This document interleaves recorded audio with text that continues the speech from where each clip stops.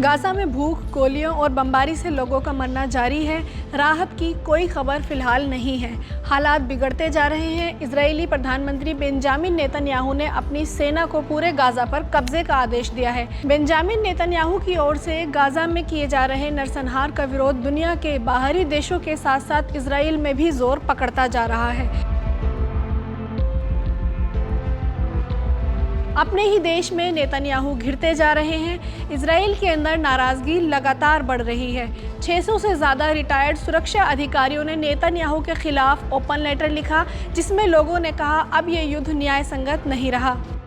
Netanyahu की cabinet में ही जंग जारी रखने पर एक राय नहीं है। इजराइल के सेना प्रमुख, विदेश मंत्री और सुरक्षा सलाहकार भी युद्ध को बढ़ाने के पक्ष में नहीं हैं। जिन बंधकों का हवाला देकर नेतन्याहू इस नरसंहार को जायज़ ठहराने की कोशिश करते आए हैं, उनके परिजन भी नाराज़गी जाहिर कर रहे हैं।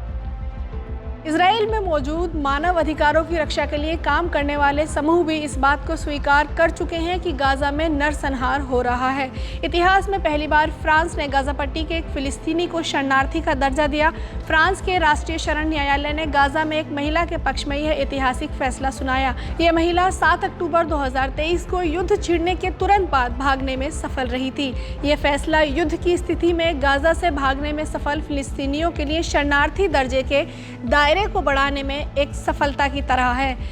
गाजा को आज़ाद करने के समर्थन में विभिन्न देशों में रैलियां और प्रदर्शन हो रहे हैं। ऑस्ट्रेलिया के सिडनी शहर में अगस्त में ही करीब 1 लाख लोगों ने गाजा के समर्थन में एक बड़ा मार्च निकाला, जो सिडनी के हार्बर ब्रिज पर हुआ। प्रदर्शनकारियों ने गाजा में मानवीय संकट के खिलाफ आवाज़ उठाई।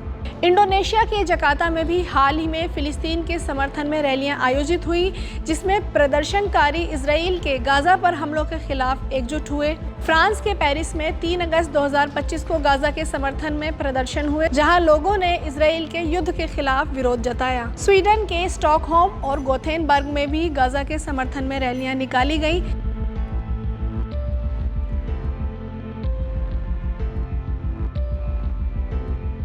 भारत में भी मुंबई में 17 जून 2025 को गाजा और फिलिस्तीन के समर्थन में एकजुट रैली का आयोजन हुआ था, जिसमें अभिनेत्री स्वरा भास्कर ने समर्थन दिया था। ये तमाम रैलियां सामाजिक, राजनीतिक और मानवीय संगठनों द्वारा आयोजित की जाती हैं और की जा रही हैं।